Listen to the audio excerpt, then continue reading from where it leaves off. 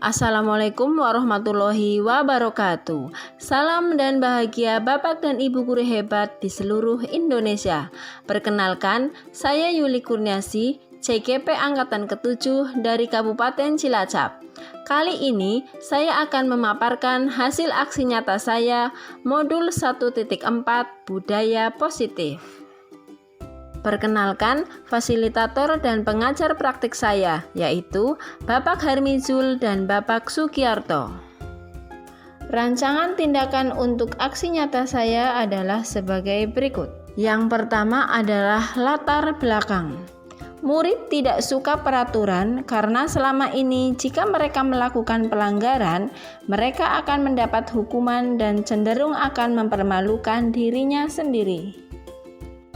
Tujuan aksi nyata 1.4 ini adalah 1. Menciptakan murid yang merdeka dan memiliki disiplin diri yang kuat.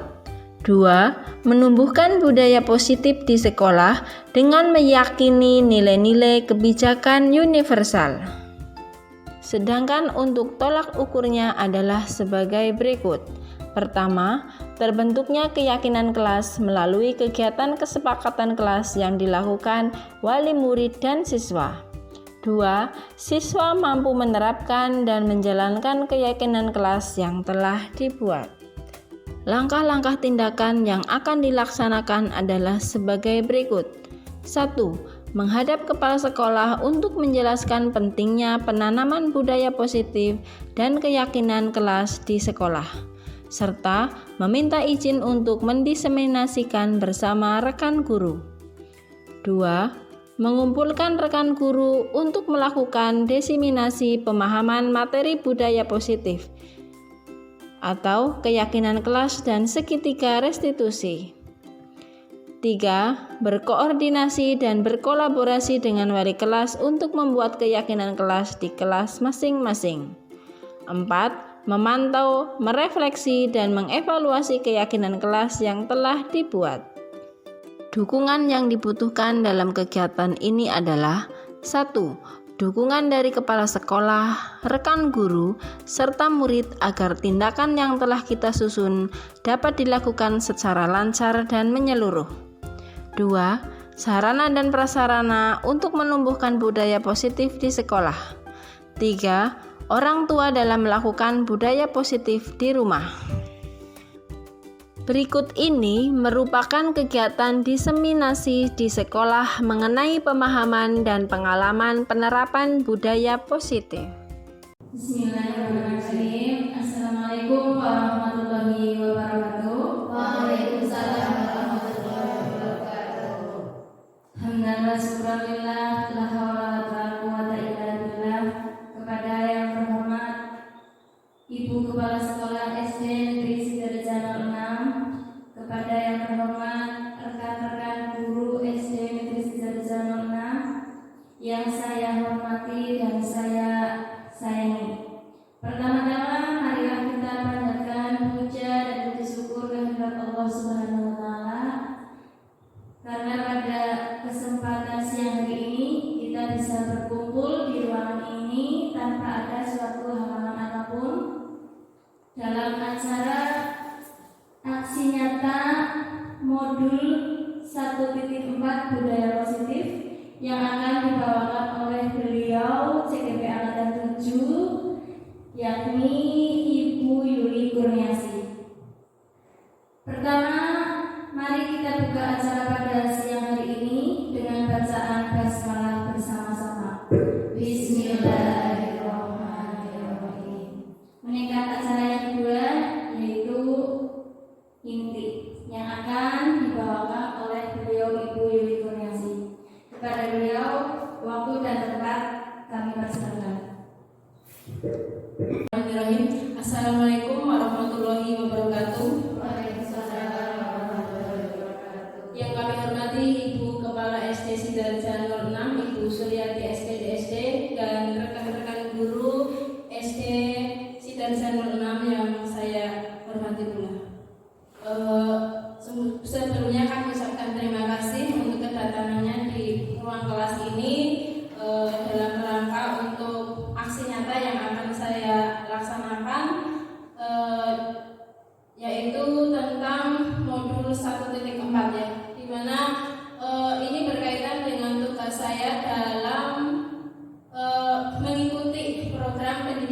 modul penggerak di mana saya itu sudah menyelesaikan modul 1. Di dalam modul 1 itu terdapat 4 submodul dari modul 1.1 sampai modul 1.4, dan modul 1.4 ini berkaitan dengan budaya positif. Nah, di dalam modul 1.4 ini tentang budaya positif, saya mendapatkan tugas untuk menyampaikan materi-materi yang sudah saya pelajari. Kemudian saya juga mendapatkan tugas untuk menyampaikan pengalaman tentang penerapan budaya positif yang sudah saya lakukan di kelas saya. Sekali lagi selamat datang untuk para guru hebat. Mari kita belajar bersama, berkolaborasi, saling mendukung demi mewujudkan disiplin positif di sekolah kita tercinta. Bapak Ibu yang kami hormati, dalam modul budaya positif kali ini yang akan saya paparkan itu yang pertama mengenai perubahan paradigma belajar, kemudian disiplin positif, kebutuhan dasar manusia, motivasi perilaku manusia, posisi kontrol restitusi, keyakinan kelas, dan yang terakhir adalah segitiga restitusi. Yang pertama tentang pembelajaran dengan paradigma baru dirancang berdasarkan prinsip pembelajaran yang terdiferensiasi sehingga setiap siswa belajar sesuai dengan kebutuhan dari tahap perkembangannya untuk mewujudkan profil pelajar Pancasila. Untuk profil pelajar Pancasila saya kira semuanya sudah tidak asing lagi ya, karena sudah sering kita perdengarkan atau sering kita lihat dalam implementasi kurikulum Merdeka. Kemudian untuk yang selanjutnya yaitu tentang disiplin positif. Sebelum saya menjelaskan ini, mungkin ada terbesit ketika saya menyampaikan tentang kata disiplin itu kira-kira artinya apa ya Bapak Ibu? Tepat waktu. Iya. Selain itu mungkin ada lagi.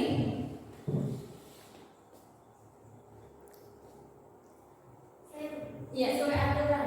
iya, aturan ya. Melaksanakan aturan yang berlaku biasanya ya. Terus kemudian dalam hal ini, dalam budaya kita, disiplin itu biasanya dimaknai sebagai sesuatu yang dilakukan seseorang untuk orang lain untuk mendapatkan kepatuhan. Kita cenderung menghubungkan kata disiplin dengan ketidaknyamanan ya Bapak Ibu. Ketika ada kedisiplinan, terkadang kita sering ketika bertentangan dengan kepentingan kita, ini seringkali membuat kita tidak nyaman ya. Namun sebagai pendidik, tujuan kita adalah untuk menciptakan anak-anak yang memiliki disiplin diri sehingga mereka bisa berperilaku dengan mengacu pada nilai-nilai kebajikan universal dan memiliki motivasi intrinsik, bukan motivasi ekstrinsik.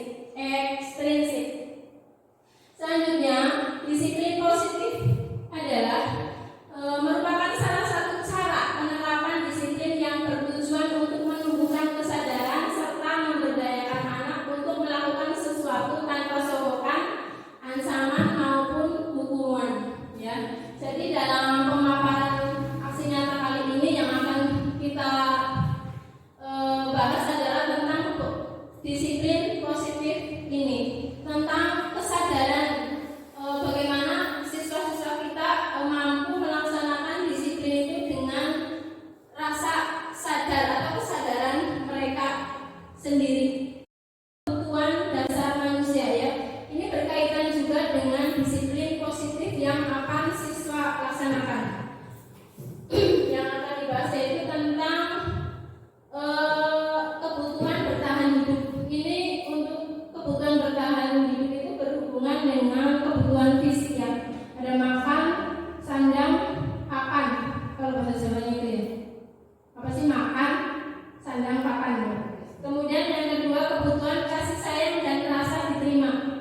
Kita sering sekali mendapatkan murid kita yang kadang-kadang lemah atau ingin dipuji atau pengen diperhatikan gurunya ya Bu.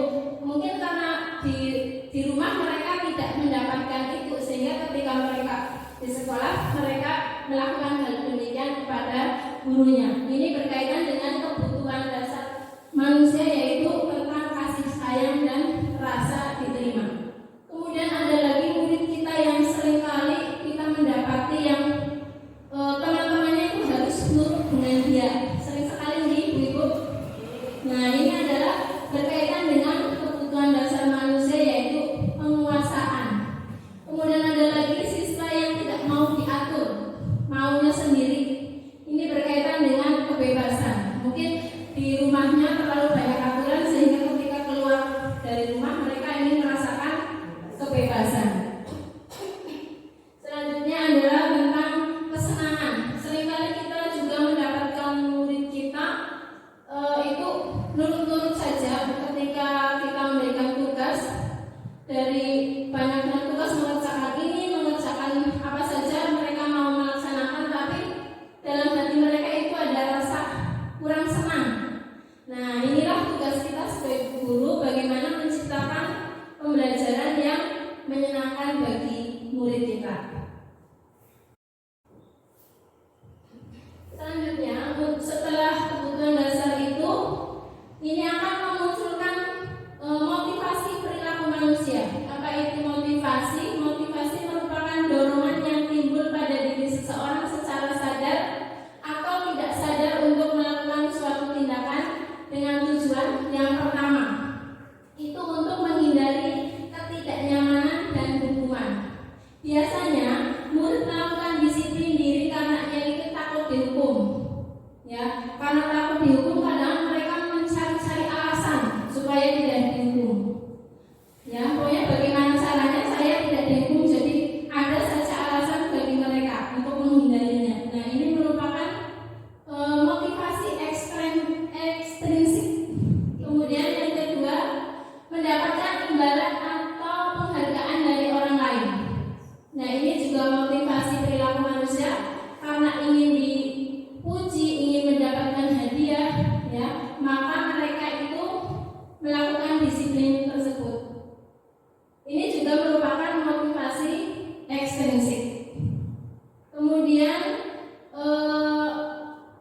yang terakhir adalah menghargai nilai kebajikan diri sendiri. Jadi di sini murid itu melakukan disiplin diri karena sadar akan pentingnya nilai disiplin itu.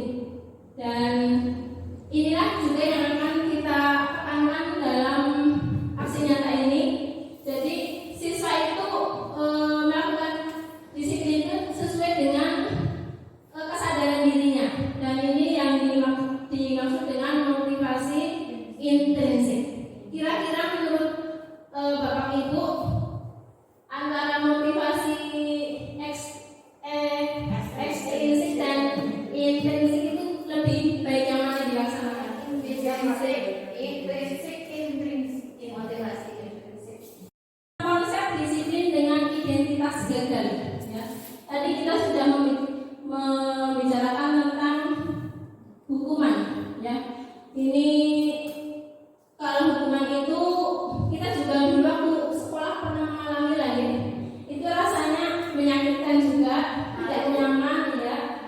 Kemudian takut, memaksa murid, kemudian karena apa ya, mungkin ada rasa malu dan lain sebagainya, akhirnya murid terkadang menyembunyikan kesalahannya ya. Seperti tadi yang sudah saya bahas, mereka akan mencari berbagai macam cara supaya kesalahannya bisa tersembunyi. Nah, ketika siswa tersebut kita hukum, nah ketika ada siswa lain yang melihat, mereka akan dibully biasanya ya. Karena dibully, kemudian murid tersebut akan menjadi apa ya, merasa rendah diri.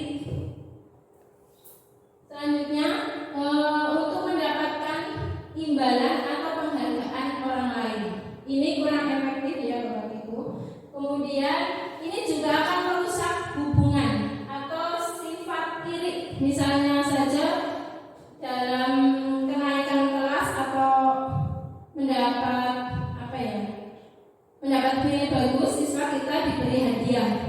Misalnya mendapat nilai 100 diberi hadiah pulpen saja yang paling kecil. Ini akan menimbulkan keirian kepada siswa lain, meskipun siswa lain itu merasa ya saya itu kurang mampu, tapi hal tersebut itu tetap saja menimbulkan keirian bagi siswa yang tidak mampu. Kemudian mematikan kreativitas, ya, bagi yang tadi mendapatkan hadiah ini juga akan mematikan kreativitas ibu-ibu. Jadi mereka beranggapan saya melakukan seperti ini juga saya sudah mendapatkan hadiah. Teman-teman yang lain tidak pernah mendapatkan hadiah, mereka tidak pintar, saya lebih pintar dari mereka. Nah, ini menimbulkan si anak itu kreativitasnya itu tidak berkembang. Hanya seperti itu saja, aku udah dapat hadiah gitu. Kemudian menghubung dengan sistem ranking dalam disiplin positif ini tidak dianjurkan untuk memberikan rankingan ketika penerimaan rapor, karena ini juga akan mematikan siswa, kemudian menimbulkan rasa rendah diri, menimbulkan rasa minder, karena ketahuan kan kalau rankingnya terakhirnya, kalau rankingnya pertama kan akan merasa bangga, sedangkan yang rankingnya terakhir orang tua pun ketika melihat itu mereka akan menjadi marah lah atau dan lain sebagainya kepada si anak. Hal ini membuat anak itu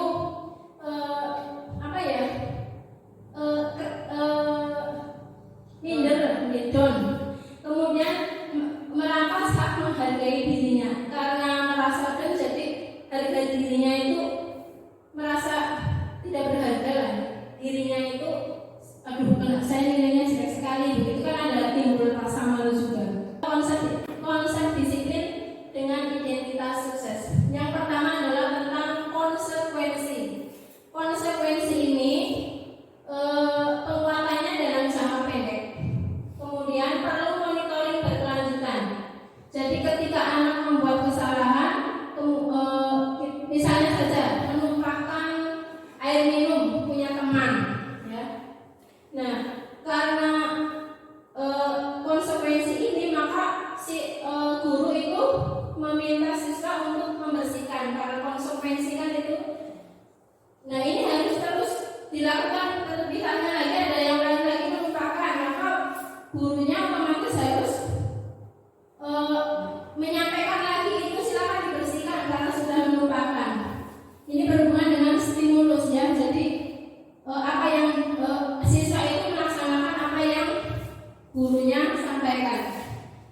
Kemudian saling menghormati peraturan. Yang selanjutnya, kehilangan waktu untuk merenungi kesalahan. Jadi sebenarnya siswa itu ketika menumpahkan air minum, dia itu ingin minta maaf, tapi sudah keburu gurunya menyampaikan ayo dibersihkan. Dan yang selanjutnya adalah ini tentang restitusi. Ini lebih baik dari konsekuensi, ya Bapak Ibu. Yang pertama itu murid bertanggung jawab untuk perilakunya. Jadi ketika murid sudah menumpahkan air minum tadi, mereka akan langsung minta maaf. Mereka langsung tahu apa yang akan mereka lakukan. Kemudian fokus pada pemecahan masalah dalam jangka panjang. Ini juga akan dilaksanakan oleh anak-anak bukan hanya ketika sekolah saja, mungkin di luar sekolah, dan ketika mereka sudah bersekolah, mereka akan melakukan hal yang sama. Ketika siswa tersebut melakukan kesalahan, mereka akan segera meminta maaf atau mencari solusi bagaimana menyelesaikan masalah yang baru saja terjadi. Kemudian murid juga menghormati dirinya orang lain dan orang lain. Dengan meminta maaf, otomatis kan anak tersebut menghormati dirinya, ya. Menunjukkan berani menunjukkan kesalahan kepada orang lain. Kemudian juga menghormati orang lain dengan cara minta maaf tadi, sehingga tidak menyepelekan orang lain. Selanjutnya, kalau di konsekuensi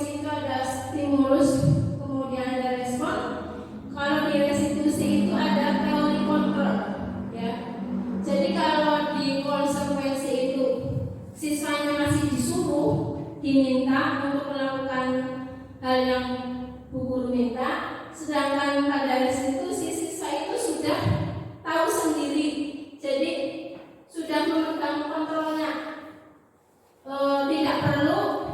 Tidak perlu stimulus apa suruhan dari orang lain atau gurunya.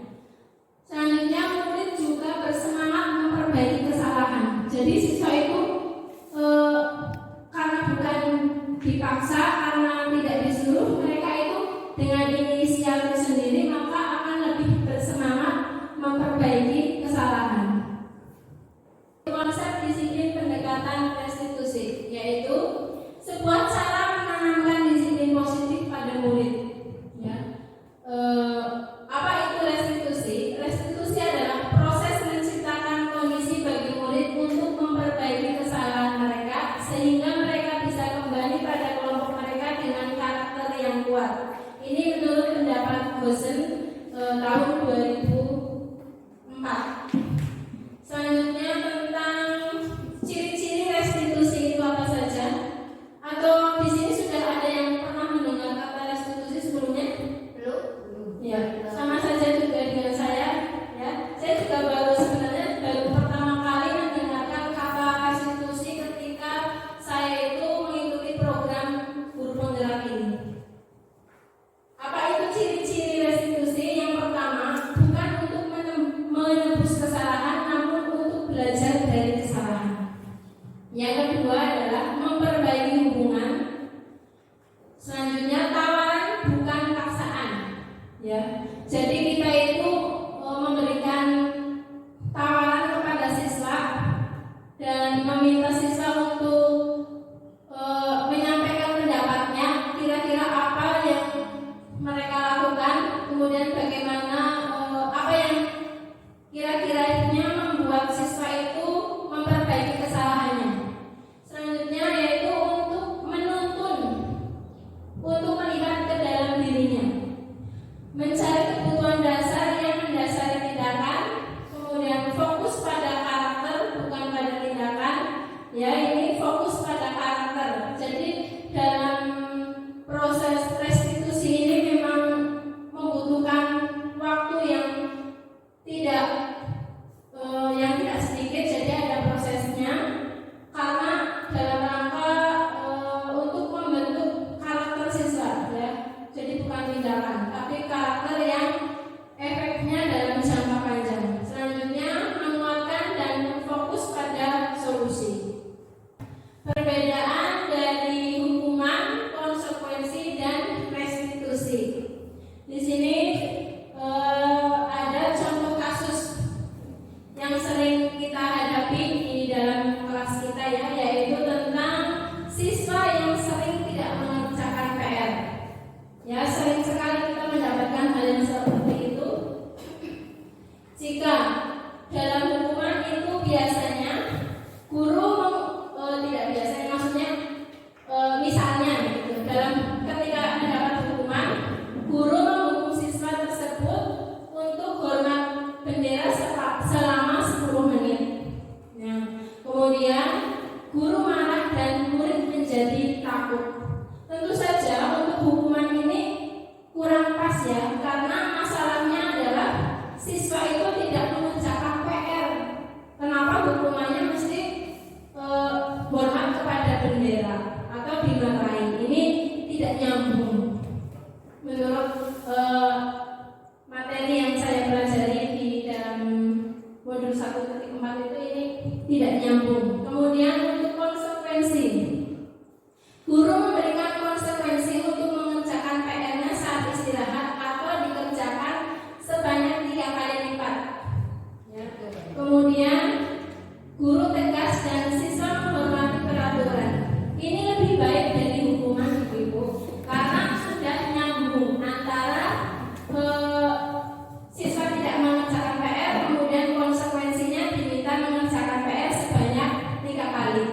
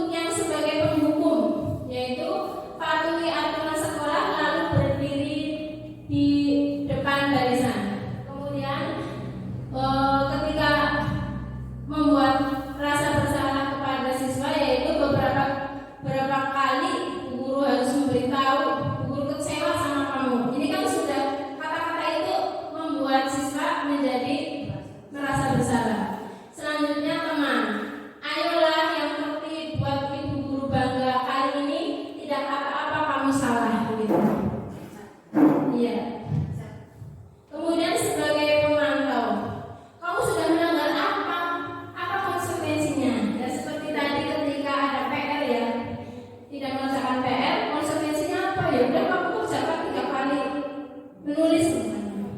Kemudian sebagai manajer, apakah kamu tahu kesalahannya? Kira-kira bagaimana kamu akan memperbaiki kesalahan itu? Itu lebih menyadarkan siswa. Keyakinan kelas, mengapa tidak peraturan kelas saja? Nah, di sini saya sudah membuat dua pertanyaan. Yang pertama adalah mengapa kita memiliki peraturan tentang penggunaan helm pada saat mengendarai kendaraan roda dua? Kira-kira itu karena apa? Demi keamanan. Iya, betul sekali, demi keamanan. Kemudian yang kedua, mengapa kita memakai peraturan tentang penggunaan masker dan mencuci tangan setiap hari? Kira-kira karena apa? Iya, betul sekali. Jadi keselamatan dan kesehatan itu merupakan keyakinan ya. Jadi karena kita sudah yakin kalau tidak pakai helm nanti takut jatuh, kita tidak selamat. Kemudian kalau tidak memakai masker, kesehatan kita akan terganggu. Jadi kan itu kita melakukan itu bukan karena adanya aturan, tapi karena keyakinan dalam diri kita. Mungkin kalau aturan bisa saja kita langgar ya. Kalau tidak di kota tidak perlu pakai helm atau tidak ada polisi. Atau tentang masker, sekarang sudah tidak ada corona, buat apa saya memakai masker? Itu kan bisa saja kita lakukan jika kita melaksanakannya berdasarkan peraturan. Di sini kita juga diminta untuk membuat keyakinan kelas ya. Jadi disarankan ibu-ibu semuanya di dalam kelas juga membuat keyakinan kelas. Yang pertama dilakukan yaitu kita itu berdiskusi dengan siswa tentang peraturan apa saja yang akan dibuat di kelas. Jadi mungkin antara kelas 1, 2, 3, 4, 5, 6 itu berbeda di aturannya karena sesuai dengan peraturan kelas masing-masing.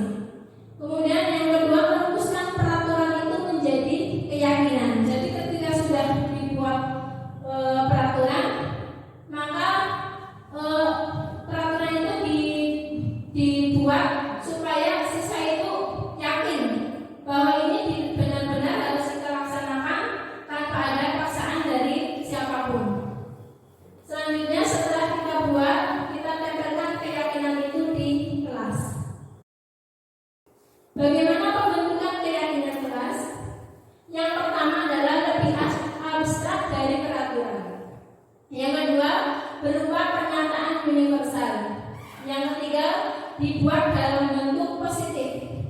Kemudian sedikit saja, tapi mudah diingat. Selanjutnya, sesuai kondisi kelas dan sekolah agar mudah diterapkan. Ya, jadi dari yang kecil-kecil dulu sehingga mudah diterapkan oleh anak. Kemudian semua warga kelas atau sekolah hal itu dilibatkan untuk membuat keyakinan kelas. Jadi keyakinan kelas ini tidak dibuat secara sepihak. Jadi karena berlaku untuk keyakinan yang ada di dalam kelas itu ya, kelas itu semuanya harus ikut membuat, semuanya harus menyampaikan ide atau gagasannya supaya menjadi keyakinan di kelas itu masing-masing. Nah ini salah satu contoh kesepakatan kelas atau keyakinan kelas yang sudah saya buat.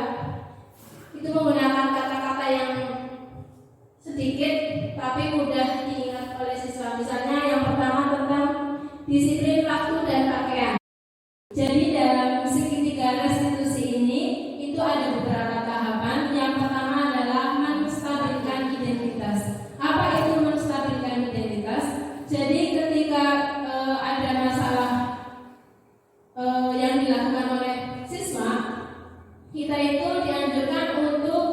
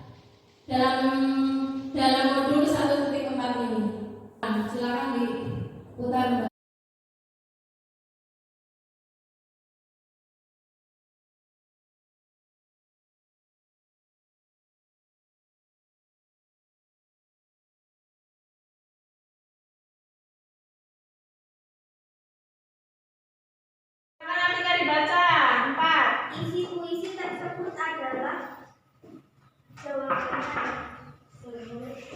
Waalaikumsalam. Maaf ya, ya.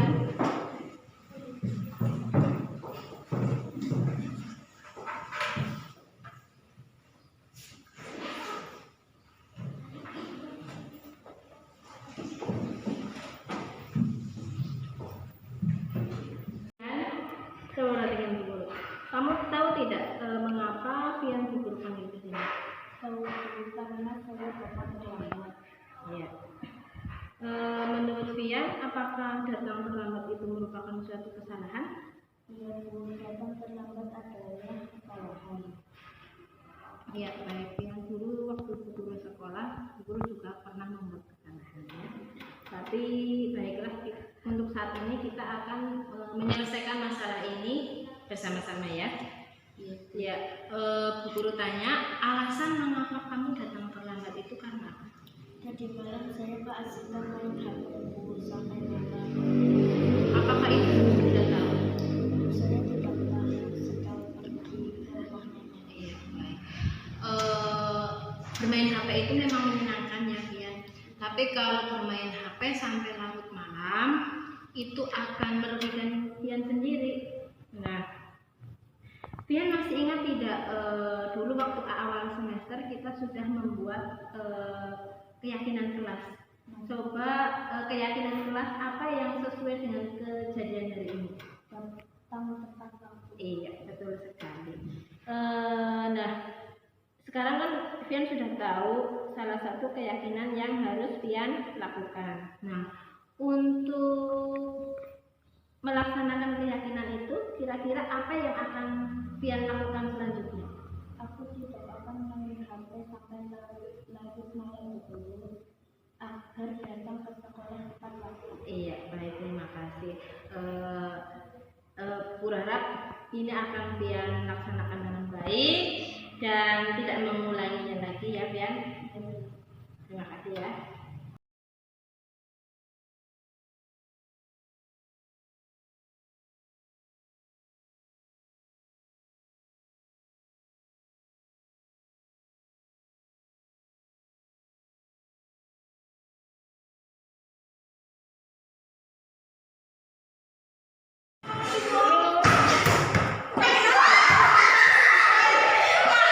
Apakah Faris tahu mengapa guru panggil Faris ke sini? Iya Bu, karena saya bermain bola di kelas dan mulai gabut.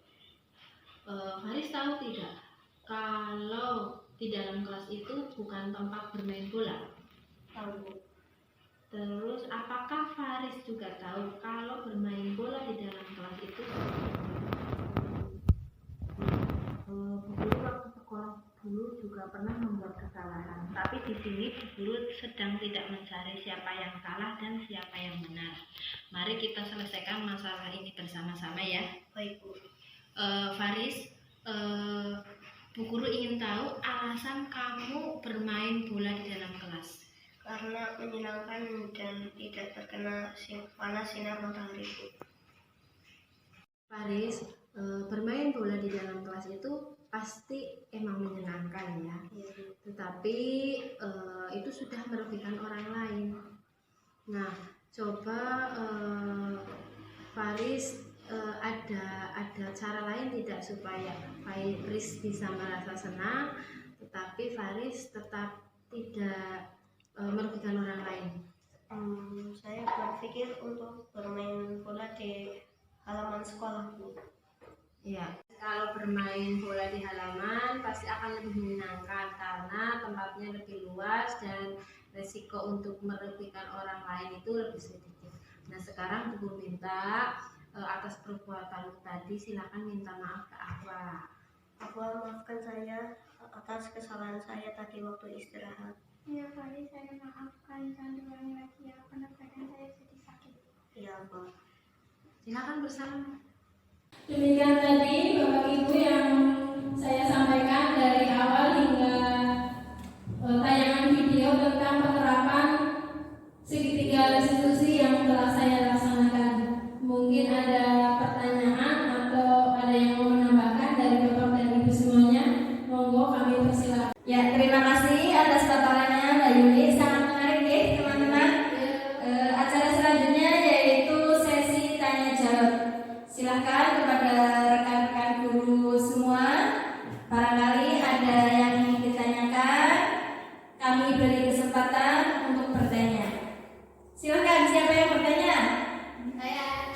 Oke, siapa dulu ya? Bapak dulu ya. Lagi satu ya depan. Assalamualaikum warahmatullahi wabarakatuh. Terima kasih atas waktunya. Saya ingin bertanya, tadi ada materi tentang restitusi ya Bu ya. Kalau nggak salah itu restitusi menciptakan kondisi murid untuk memperbaiki kesalahan mereka dengan kesadaran mereka. Berarti yang tadi katanya membutuhkan waktu untuk menimbulkan kesadaran mereka. Nah, tapi seandainya jika anak itu melakukan kesalahan, terus mereka tuh tidak menyadari kesalahannya loh. Misalnya contohnya mereka tidak memakai masker, kita tegur, kita tanya, tapi mereka jawab kan udah nggak corona gitu loh. Kesadarannya itu nggak muncul-muncul, itu bagaimana Bu? Makasih.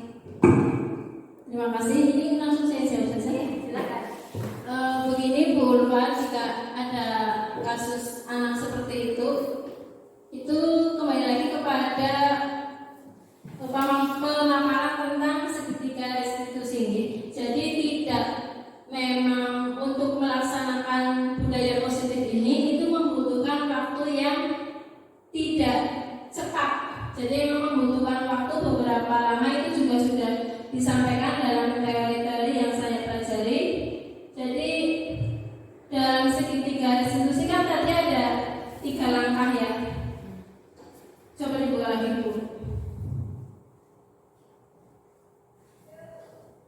Jadi yang pertama adalah menstabilkan identitas. Kemudian selanjutnya jadi validasi tindakan yang salah, kemudian menanyakan keyakinan. Yang pertama adalah tentang menstabilkan identitas. Jadi kita juga harus menyadari bahwa kita itu juga manusia yang juga sama pernah melakukan kesalahan. Jadi kita menjelaskan kepada siswa tersebut, iya saya tahu sekarang tidak ada corona, tapi ini kan untuk kesehatan kita.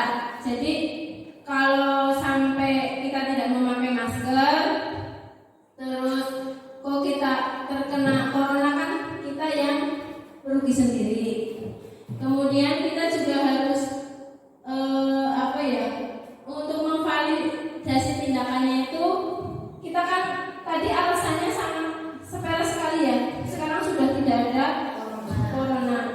Ya, emang keterampilan kita juga sih dalam berkomunikasi supaya siswa tersebut dapat melaksanakan keyakinan yang sudah kita sepakati bersama. Ya, ini termasuk PR juga untuk kita.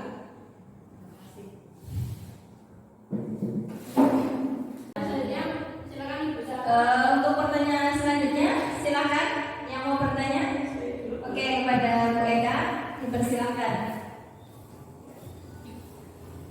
Assalamualaikum warahmatullahi wabarakatuh. Waalaikumsalam warahmatullahi wabarakatuh. Terima kasih atas waktunya. Saya mau izin bertanya ya Bu.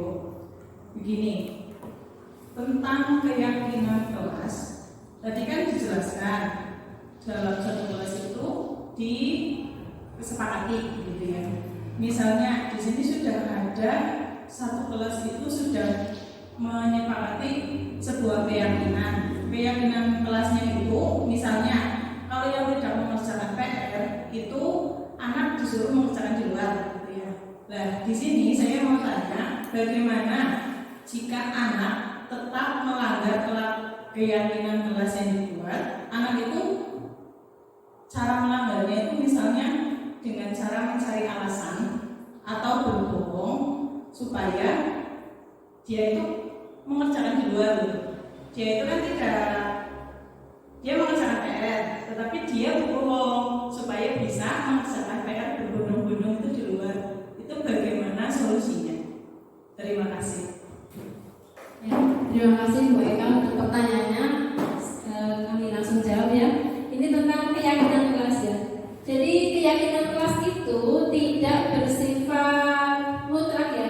Jadi yang namanya keyakinan kelas itu dapat kita ubah sesuai dengan kegiatan atau perilaku anak.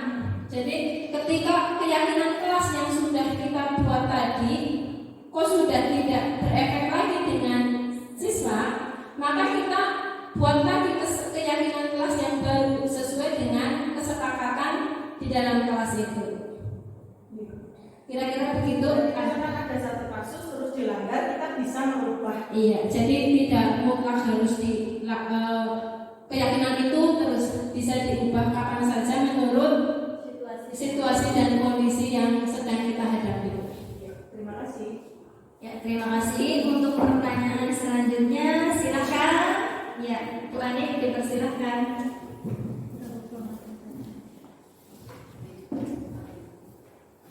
Assalamualaikum warahmatullahi wabarakatuh. Waalaikumsalam warahmatullahi wabarakatuh. Sebelumnya saya berterima kasih kepada Bu Yuli atas materi yang tadi sudah disampaikan. Materi tadi cukup bagus dan jelas penjelasannya. Terkait pemaparan yang tadi disampaikan, yaitu disiplin dengan identitas gagal. Kalau sebelumnya saya mendengar jika ada siswa yang melakukan kebaikan atau menjawab pertanyaan siswa tersebut, maka kita beri acungan jempol atau memberi kata motivasi bagus.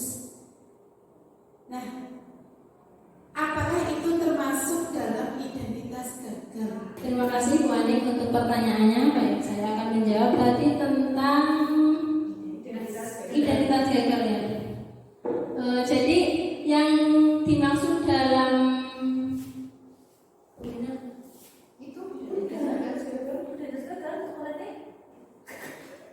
jadi yang dimaksud pemaparan saya itu tadi tentang identitas gagal, yaitu tentang pemberian kata-kata motivasi ya, atau istilah lainnya reward atau penghargaan verbal ya.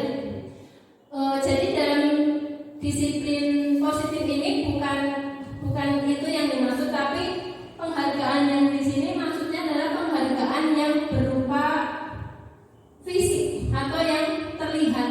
Jadi bukan kata-kata motivasi verbal yang seperti bagus terus luar biasa begitu. Itu tetap bisa kita laksanakan dalam rangka untuk meningkatkan motivasi siswa. Jadi saya sampaikan sekali lagi, bukan masuk dalam identitas gagal untuk penghargaan yang bersifat verbal tadi. Jadi tetap kita laksanakan, karena saya juga masih melaksanakan hal itu di dalam kelas. Demikian penjelasan dari saya. Mungkin ada yang mau menambahi lagi atau Saya mau menambahi, tapi bukan bertanya. Assalamualaikum warahmatullahi wabarakatuh. Waalaikumsalam warahmatullahi wabarakatuh. Terima kasih kepada yang telah memberikan waktunya kepada saya. Saya ini bukan mau bertanya, mau sedikit memberi motivasi kepada Mbak Yuli Kurniasi atas pemaparan yang disampaikan dengan materi yang banyak sekali, dan jadi kita ini terbuka wawasannya untuk tentang disiplin positif ya, sehingga kami punya paradigma baru tentang disiplin positif pada Mbak Yuli ya. Sepengetahuan kami, kalau disiplin itu hanya ada hukuman dan penghargaan gitu ya. Tapi misalnya saja ketika ada anak yang tadi dijelaskan sama Mbak Yuli, di waktu upacara itu tidak memakai atribut lengkap. Nah, anak itu disuruh maju di depan, diberitahu apa yang kamu salah dalam kedisiplinan waktu saat upacara. Misalnya atributnya tidak memakai topi, tidak memakai bajunya dimasukkan. Nah, itu nanti suruh maju di depan, sehingga anak yang lain itu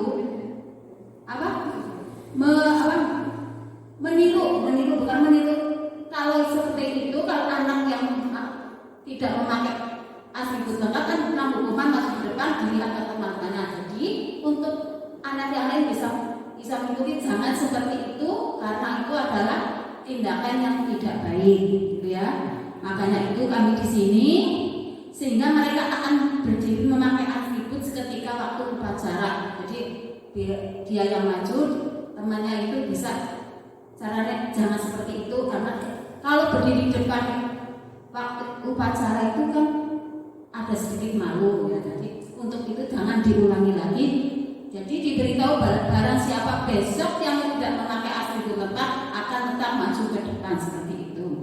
Karena itu dengan penyampaian materi tadi ternyata dalam budaya positif itu ada tambahan lain yaitu konsekuensi dan mempunyai rasa tanggung jawab, manajer tanggung jawab seperti itu ya. Semoga kita bisa melaksanakan disiplin positif secara bersama-sama untuk membentuk karakter siswa, yaitu keyakinan seperti kemarin tadi saya sudah jelaskan. Salah satu keberhasilan itu dari sisi siswa itu pembentukan karakter, yaitu keyakinan seperti itu.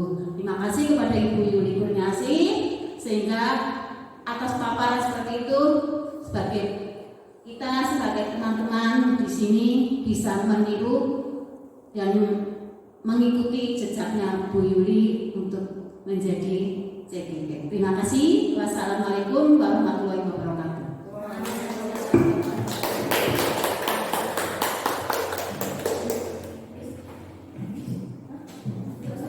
Terima kasih untuk Ibu Suryati sebagai Kepala Sekolah untuk tanggapan dan dukungannya kepada kami.